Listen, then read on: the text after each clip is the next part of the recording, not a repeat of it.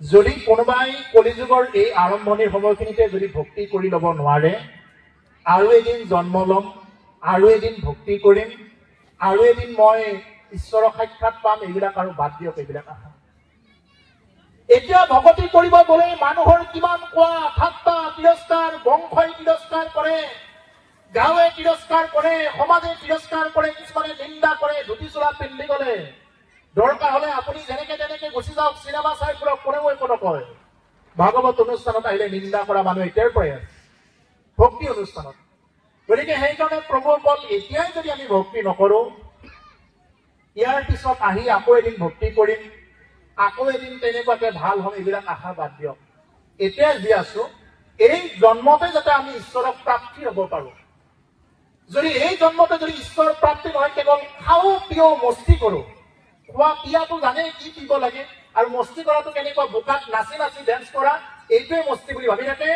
কিন্তু আমাৰ মূৰ কাটি-বাকী ৰাইজৰ যি উদীয়মান যুৱকসকল আছে, তেওঁলোকৰ যি নেকি আয়োজন কৰিছে, ভাগৱত পাঠৰ আয়োজন কৰিছে, এইবাৰ প্ৰথম বুলি শুনিছো। এই আয়োজন সঁচাকৈ লেখত ল'বলগীয়া। তেওঁলোকে চিন্তা কৰিব পাৰিলেহেঁতেন, কোনোবা এজন গায়কক মাতি, ইমানখিনি খৰচ কৰি কোনোবা এজন গায়কক মাতি বোকাত লুতুৰি পুতুৰি হৈ ডেন্স মাৰি থাকিব পাৰিলেহেঁতেন। কিন্তু এই ভাগৱতৰ আসনৰ পৰাই প্ৰভু ভগৱতক প্ৰাৰ্থনা কৰিছো, তেওঁলোকৰ ভৱিষ্যত যাতে আৰু কল্যাণ হওক। এই অনুষ্ঠানটো যাতে আৰু এনেদৰে বছৰ বছৰ ধৰি তেওঁলোকে আয়োজন কৰি থাকিব পৰা হওক, প্ৰভু ভগৱন্তই সুমতি দিয়ক। আৰু প্ৰভু ভগৱন্তৰ কৃপাই যাতে তেওঁলোকেও যাতে আগলৈ তেনেকুৱাকে আগুৱাই যাব পাৰে, আয়ুষত বিঘ্নি হৈ নহয়। গতিকে সেইকাৰণে প্ৰভুসকল, এই ঘোৰ কলিযুগত কৈছে, শৰীৰত আছে কলিকৃত যত দুখ, নহয় নাহি আমাৰ ধৰ্ম হৰি কীৰ্তনত কৰক, যে হৰি কীৰ্তনৰ বাহিৰে আৰু কলিযুগত অন্য গতি নাই। এৰাম শৰীৰত আছে কলিকৃত দুখ, গুচুক প্ৰথমে পৰাম হৰি হৰি ঘোষ। ও কৃষ্ণৰ চৰণে পৰিম অশেষ প্ৰণতি, ও সুতৰ কিংকৰ শংকৰণী গৌ দৌতি ৰাম হৰি ৰাম ৰাম ৰাম ৰাম। গতিকে আমাৰ মংগলাচৰণ সমাপ্ত হৈছে। এতিয়া কৈছে যে শৰীৰতো আছে কলিকৃত যত দোষ, কলিকৃত যিবিলাক দোষ আছে আমাৰ শৰীৰত, প্ৰভুসকল অনেক দুখত আমি কি হৈ আছো, এইবিলাক দুখিত হৈ আছো। এইটো মলৰ দেহা, ও নাম লোৱা, ও মলৰ দেহা নহয় যুগমীয়া, ও নাম লোৱা নহয় দেহা কোনে ৰূপে গঢ়া। এই দেহাটো কিবা সোণেৰেও গঢ়া নহয়, ৰূপেৰেও গঢ়া নহয়, কিহেৰে গঢ়া, এইটো মলেৰে গঢ়া, মলৰহে দেহা। এইটো ভাত খাই দিলে কি ওলাই, মলে ওলাই, কিবা ভাল বস্তু ওলাই নে? পানী খাই দিলে মলৰ বাহিৰে কিবা ভাল বস্তু ওলাই? গাটো পিহি দিলে কি ওলাই, গাটো যেতিয়া আমি পিহি দিম চাবোন মাৰি, মলে ওলাব। আৰু হৃদয়খনতো মলে কাৰোবাৰ উন্নতি হোৱা দেখিব নোৱাৰো। এইবিলাক মল ভিতৰত মলি জমা হৈ আছে, ভিতৰে বাহিৰে। এই বাহিৰৰ মলটো পৰিষ্কাৰ কৰাৰ কাৰণে যেনেকুৱাকে বিভিন্ন প্ৰকাৰৰ চাবোন, ফেচ ৱাছ ওলাল, ভিতৰৰ মলটো পৰিষ্কাৰ কৰাৰ এটাই উপায় হ'ল কৃষ্ণ বোলা, ৰাম বোলা। প্ৰভুসকল, সমস্ত যিমান কাহিনী আছে, উপকাহিনী আছে, ইয়াৰ মূল আধাৰত এটাই সত্য বস্তুৱে হ'ল তুমি কৃষ্ণ বোলা, ৰাম বোলা। কৃষ্ণ বলো মন তই, হৰি বলো মন। এই মন ভাই, এবাৰ কৃষ্ণ বুলি কোৱা নাই, এবাৰ ৰাম বুলি কোৱা। মায়াতে মজিয়া মন তই, বিকাইলি জীৱন, কৃষ্ণ বলো মন তই, হৰি বলো মন। এই মন ভাই, ইমানেতে তই মায়াত বিক্ৰী হৈ থাকিলি, এবাৰ কৃষ্ণ বুলি কোৱা না, এবাৰ ৰাম বুলি কোৱা। তোমালোকক জগাই দিয়ে কোনে? পশু পক্ষী তাৰা হবে পহৰে পহৰে ডাকে নৰয়া কেনে তই নৰয়া কেনে তই বিদাইলি জীৱন কৃষ্ণ বল মন তই হৰি বল মন। পশু পক্ষীবিলাকেও পহৰে পহৰে ডাকে। আমি দিনত 4টা পহৰ পাওঁ, ৰাতি 4টা পহৰ পাওঁ, অস্ত প্ৰহৰ। ৰাতি 4টা পহৰ, বিশেষকৈ পুৱা সময় ৰাতি কুকুৰাবিলাকে বিৰাট ডাক দি থাকে, ডাক দি থাকে। কিয় ডাক দিয়ে জানে? কুকুৰাটোৱে কয় বোলে মোৰতো জনমটো এনে দি থৈ গলে, মইতো এইবিলাক পাৰ কৰি আহিলো, হে নৰসকল তোমালোকক মই জগাই দিছো, উঠা। তোমালোকে এই ব্ৰহ্ম মুহূৰ্তত উঠি যদি এবাৰ কৃষ্ণ বুলি কোৱা, এবাৰ যদি ৰাম বুলি কোৱা, তোমালোকৰ জনম সাৰ্থক হৈ যাব। এবাৰ যদি কৃষ্ণ বুলি ক'ব পাৰা, ৰাম বুলি ক'ব পাৰা। পশু পক্ষী তাৰা হবে পহৰে পহৰে ডাকে। কেতিয়াবা ফেঁচাই ৰুণ দিব, কেতিয়াবা পাৰটোৱে ৰুণ দিব, কেতিয়াবা উদুৱে মাতিব, ভিঠি খান্দো বুলি ক'ব, নহয় জানো? এনেকুৱা বিভিন্ন প্ৰকাৰৰ জীৱ জন্তুবিলাকে মাত দিয়ে। কিয় মাত দিয়ে? যাতে আমি যি কৰিলো ভাইহঁত, আৰু তোমালোকে এইবিলাক নকৰিবা। এই মনুষ্য জন্মই হ'ল ঈশ্বৰ প্ৰাপ্তিৰ আটাইতকৈ উত্তম উপায়। এই নৰ শৰীৰ পাই যদি কোনোবাই খাৱা পিয়া মস্তি কৰা এইবিলাকত ব্যস্ত হৈ থাকে, খাৱা পিয়া মস্তি কৰা এইবিলাকতো পশু পক্ষীৰ যোনিটো পায় প্ৰভুসকল। পশু পক্ষী গাহৰিজনীৰ লগত একে সুখকেই লাভ কৰি আছে যি মনুষ্যই সুখ লাভ কৰা বুলি কৈ থাকে। সমস্ত পশু পক্ষী কীট পতংগই একে সুখকেই লাভ কৰি তেওঁলোকে সংসাৰ ক্ষেত্ৰত আগবাঢ়ি আছে, যি মনুষ্যই সুখক সুখ বুলি লৈ আছে। এইবিলাক সুখ পৰম সুখ নহয়, পৰম প্ৰাপ্তি এটাই হ'ল ঈশ্বৰ প্ৰাপ্তি। যদি কোনোবাই প্ৰভু ভগৱতক প্ৰাপ্তি হ'ব পৰা নাই, গাহৰিতেও গুদা খাই মাটি খাই এই সুখকেই লাভ কৰি আছে, আমি মানুহে আপেল খাই, আঙুৰ খাই, ভাত খাই যি সুখক সুখ বুলি লৈ আছো। সেইকাৰণে মহাপুৰুষে কৈছে, কি বুলি কৈছে?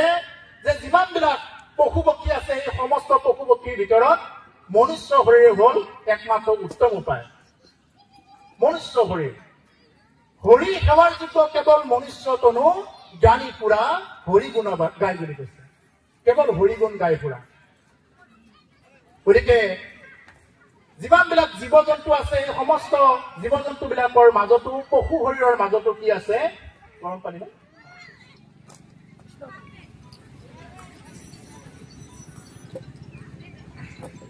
পশু পক্ষী শৰীৰবিলাকৰ মাজতো তেওঁলোকে ঈশ্বৰক লাভ কৰিব নোৱাৰে। তেওঁলোকে কেৱল খোৱা বোৱাত ব্যস্ত। আমি মানুহ হৈ যদি এইবিলাকে কৰি থাকো, তেতিয়াহ'লে এইটো আমাৰ কাৰণে পৰম দুৰ্ভাগ্য হ'ব। সেইকাৰণে মনুষ্য শৰীৰ কেৱল হৰিক সেৱাৰ যোগ্য এটা হ'ল উপায়। এই বিষয় সম্বন্ধ সুখ সমস্ত যোনিতে পায়, হৰি সেৱা একো নাই। ও হৰিৰ সেৱাৰ যোগ্য কেৱল মনুষ্য তনু জানি পুৰা হৰি গুণ গাই ৰাম।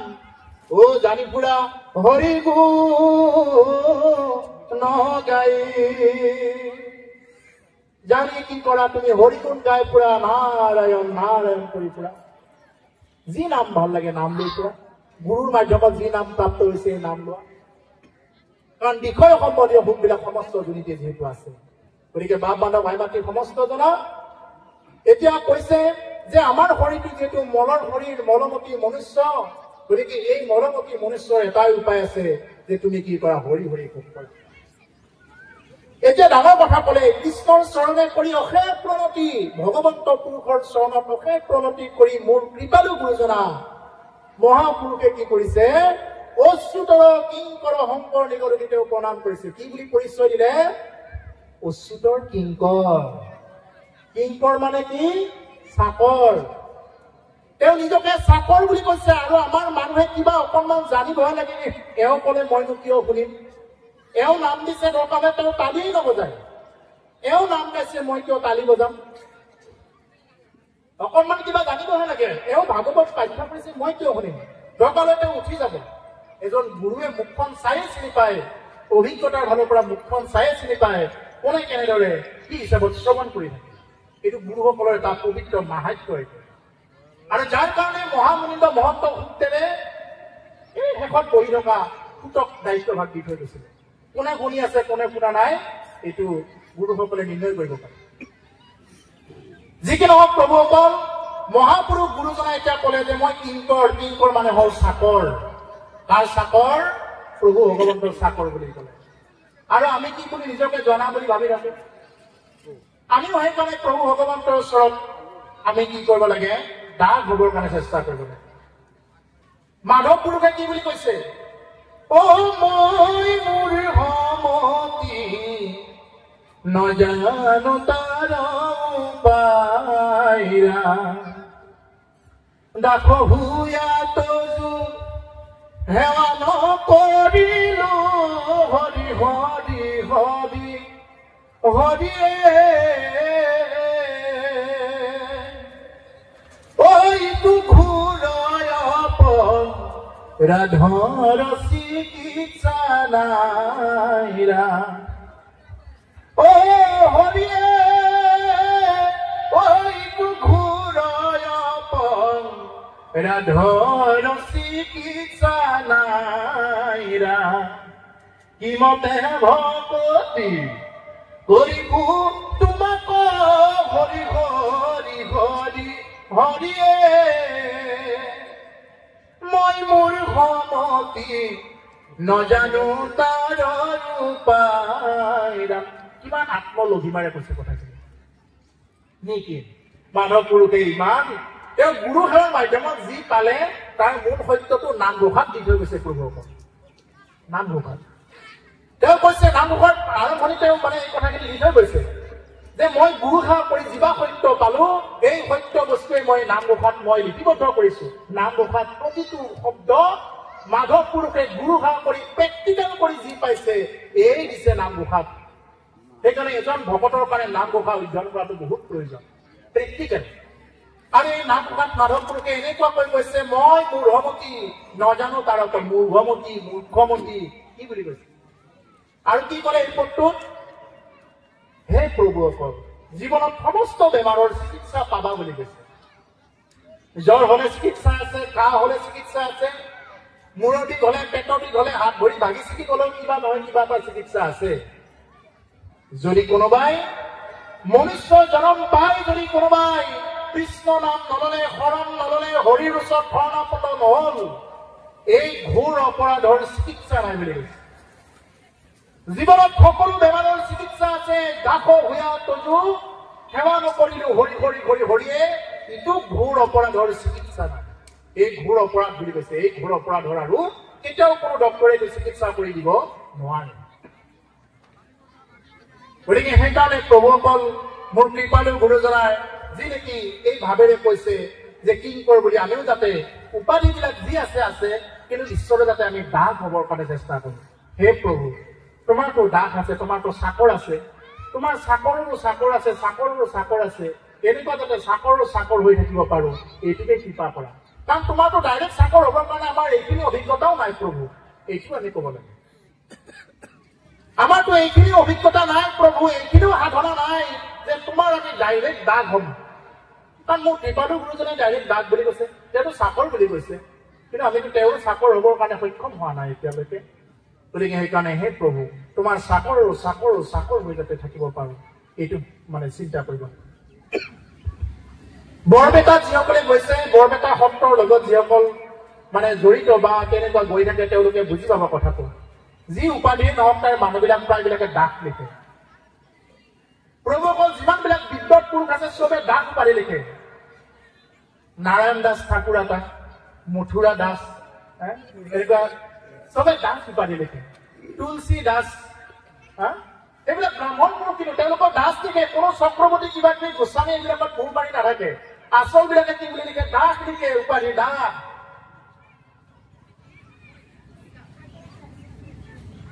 গতিকে সেইকাৰণে প্ৰভুসকল আমি হৰিৰ দাস হ'ব লাগে, হৰিৰ সেৱক হ'ব লাগে। যদি সেৱক নহয় আমি জাতি হিচাপ কৰি থাকিব নালাগে। মাধৱ পুৰুষে আকৌ কৈছে, ও নহজানাই আমি চাৰি জাতি চাৰিও আশ্ৰমি নোহোৱাতি নোধাৰ মহিলা দানব্ৰ ততীৰ্থ গামী কিন্তু পূৰ্ণানন্দ সমুদ্ৰৰ